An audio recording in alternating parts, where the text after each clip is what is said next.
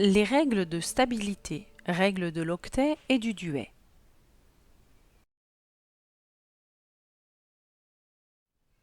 Dans la nature, on constate que les éléments chimiques les plus stables sont les gaz nobles ou gaz rares. Ce sont l'hélium de symbole He, le néon Ne, l'argon Ar et le krypton Kr. Les gaz rares forment des molécules monoatomiques, c'est-à-dire des molécules formées d'un seul atome.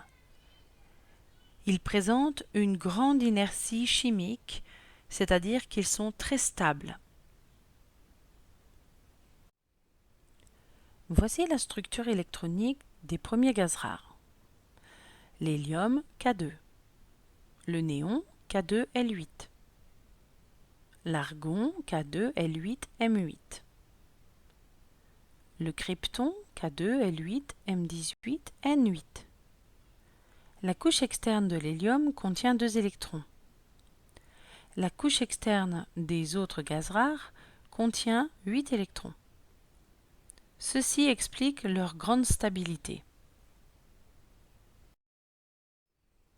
Afin d'acquérir de la stabilité, les autres atomes vont essayer d'obtenir la configuration ou la structure électronique du gaz rare le plus proche d'eux dans la classification périodique.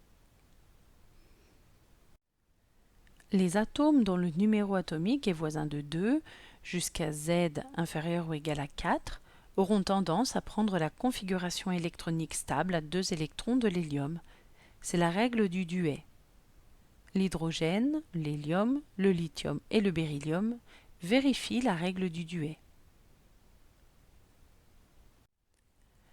Les autres atomes, pour lesquels Z est compris entre 4 non inclus et 20, auront tendance à prendre une configuration électronique à 8 électrons.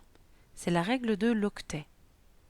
Le carbone, l'azote, l'oxygène, le fluor et tous les suivants, jusqu'à Z égale 20, vérifient la règle de l'octet. À noter que le bore, Z égale 5, est un cas particulier. Pour devenir stable, les atomes ont 2 possibilités. Soit perdre ou gagner des électrons pour former des ions, soit s'associer entre eux pour former des molécules.